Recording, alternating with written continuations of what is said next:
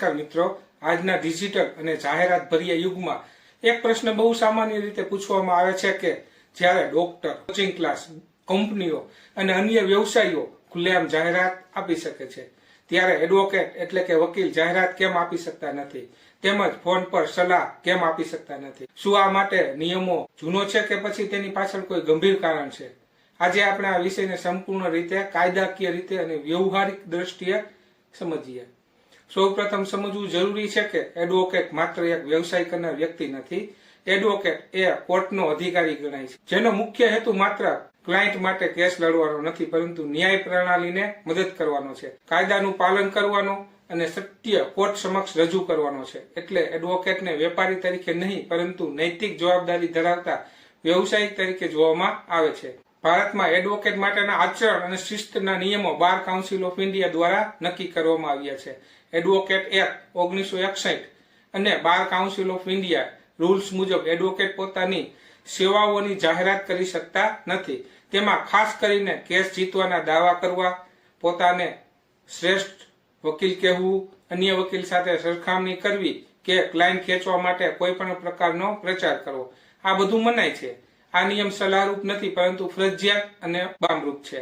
હવે પ્રશ્ન એ છે કે આવો કડક પ્રતિબંધ કેમ રાખવામાં આવ્યો છે? તેનું પ્રથમ અને સૌથી મહત્વનું કારણ એ છે કે ન્યાય કોઈ વેપારની વસ્તુ નથી. જાહેરાતનો હેતુ વેચાણ વધારવાનો હોય છે, જ્યારે ન્યાય વેચવાનો વિષય નથી. જો એડવોકેટ જાહેરાત કરે તો કેસ એક પ્રોડક્ટ બની જાય અને ન્યાય સોદામાં ફેરવાઈ જાય, જે કાયદાની આત્મા વિરુદ્ધ છે. બીજું કારણ એ છે કે જાહેરાતથી સામાન્ય માણસમાં ખોટી અપેક્ષા ઉભી થાય છે.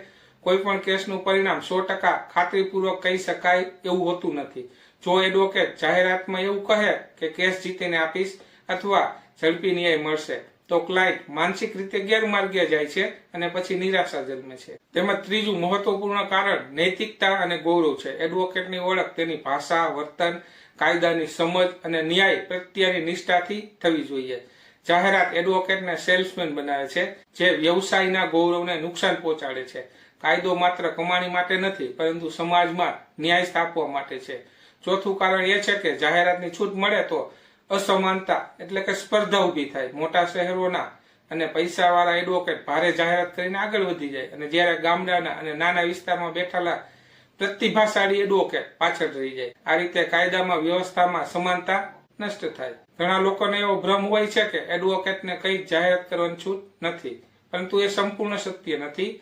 એડવોકેટ પોતાનું નામ, એનરોલમેન્ટ નંબર, કઈ કોર્ટમાં પ્રેક્ટિસ કરે છે, ઓફિસનું સરનામું, ફોન નંબર, ઈમેલ જેવી વિગતો તેમના પ્રોફેશનલ વેબસાઇટ પર મૂળભૂત માહિતી આપી શકે છે, પરંતુ તેમાં કોઈ પણ પ્રકારની પ્રમોશનલ ભાષા, સફળતાના દાવા, સરખામણી ન હોવી જોઈએ. માહિતી આપવી અને પ્રચાર કરવો, આ બેમાં મોટો તફાવત છે. જો કોઈ એડવોકેટ આ નિયમોનું ઉલ્લંઘન કરે અને જાહેરાત કરે તો તેને પ્રોફેશનલ મિસકન્ડક્ટ ગણવામાં આવે છે. પરિણામે બાર કાઉન્સિલ તરફથી નોટિસ આપવામાં આવી શકે છે, શિસ્તભંગ કાર્યવાહી થઈ શકે છે અને ગંભીર કેસમાં એડવોકેટનું લાયસન્સ સસ્પેન્ડ કે રદ પણ થઈ શકે છે.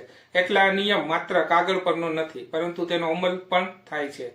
આજના ડિજિટલ યુગમાં ઘણા લોકો કહે છે કે આ નિયમ જૂનો થઈ ગયો, પરંતુ હકીકતમાં આજે પણ તેની જરૂર છે. સોશિયલ મીડિયા અને ડિજિટલ પ્લેટફોર્મ પર એડવોકેટ પોતાના વ્યસ્ત સમયમાંથી સમય ફાળવીને પોતાનું જ્ઞાન શેર કરવું તેમજ કાયદાની માહિતી અને લીગલ અવેરનેસ ફેલાવી શકે છે, પરંતુ અધૂરી માહિતી આપી અને તે પ્લેટફોર્મ પર પોતાનો મોબાઈલ નંબર અને સરનામું જણાવીને ક્લાયન્ટ ખેંચવાનો તેનો હેતુ ન રાખી શકાય. ક્લાયન્ટ ખેંચવાનો હેતુ રાખીને પ્રચાર કરવો યોગ્ય નથી.